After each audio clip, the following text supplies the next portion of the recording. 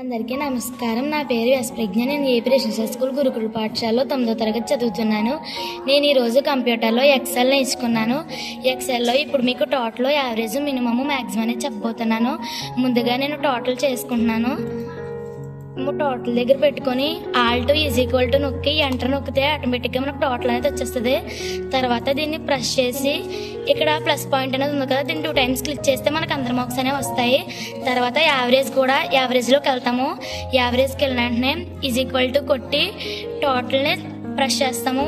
Press చేసి 7 subjects కదా, by పెట్టుకొని 7 సబ్జెక్ట్స్ నొక్కి ఎంటర్ నొక్కితే యావరేజ్ అనేది వస్తుంది. దీనికి ఆల్ సబ్జెక్ట్స్ ఎలా చేస్తామో దీనికి కూడా అలా నొక్కి ఇక్కడ బ్లాక్ కలర్ దాన్ని 2 టైమ్స్ క్లిక్ చేస్తాము.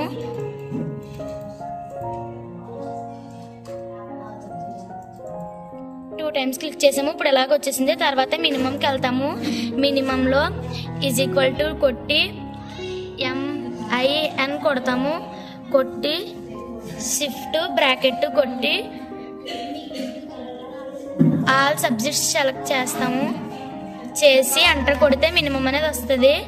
అందరి మార్క్స్ కావాలి కాబట్టి ఈ ప్లస్ని 2 టైమ్స్ క్లిక్ చేస్తే మినిమం అనేది వచ్చేస్తుంది. తర్వాత మ్యాక్సిమం కూడా అంతే. = కొట్టి MAX అనేది కొట్టిన తర్వాత మనం బ్రాకెట్ పెట్టుకొని దీనికి కూడా ఆల్ సబ్జెక్ట్స్ సెలెక్ట్ చేసి ఎంటర్ నొక్కితే మ్యాక్సిమం వస్తుంది. దీని తర్వాత దీన్ని కూడా ఈ ప్లస్ని 2 టైమ్స్ క్లిక్ చేస్తాం. ఈ విధంగా మనం మార్క్స్ అనేవి వేసుకుంటాం. Thank you.